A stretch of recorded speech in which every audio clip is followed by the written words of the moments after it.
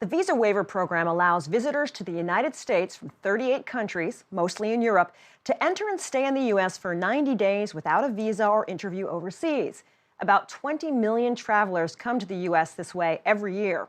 But the growth of radicalized foreign fighters who have joined forces with Islamic militants in Iraq and Syria and then returned to Europe has led U.S. officials to tighten the program.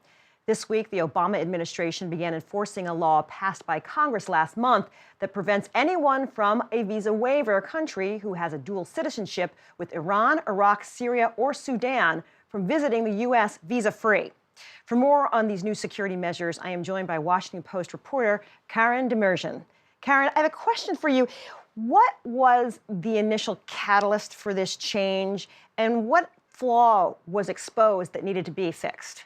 A lot of people in Congress had been looking at the Visa Waiver Program for a while, but the thing that brought it all together was the terror attacks in Paris and then in San Bernardino. And you had a lot of members saying, okay, we really need to look at this very closely. The first measure that Congress started to look at was Syrian Iraqi refugee resettlement.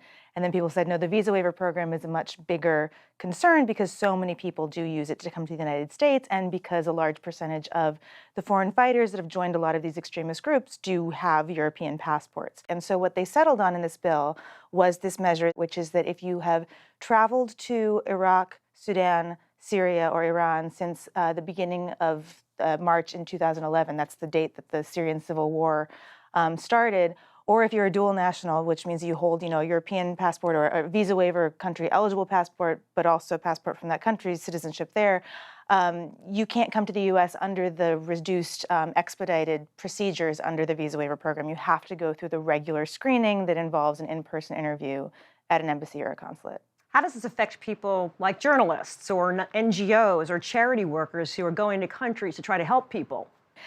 There was always a provision in that law, in the bill and the law, that said that the government can choose to waive the restrictions when it's in the interests of law enforcement or national security of the United States. And so the rules that the administration said that they were going to implement this week, they actually cited many of those categories, that if you are a journalist, if you are working for an international NGO or a legitimate government, or if you had a legitimate business interest in Iraq or in Iran since the nuclear pact was signed, you can petition for a waiver and those waivers will be available. Can there be an argument made that this is an overreaction or an overcorrection?